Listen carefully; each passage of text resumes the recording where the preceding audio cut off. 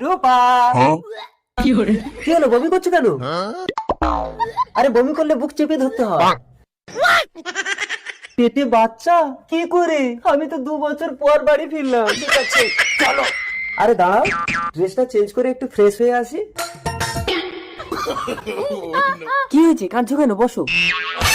শালা, এই জন্য তো আমার বউয়ের পেটে বাচ্চা। আজ তুই আমার হাতে খতম। এ?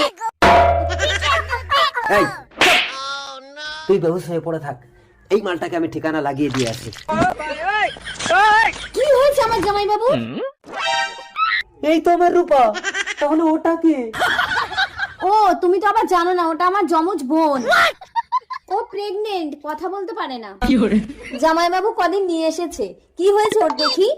এ ভাই, ভাই রে, ভাই শোন, ভাই।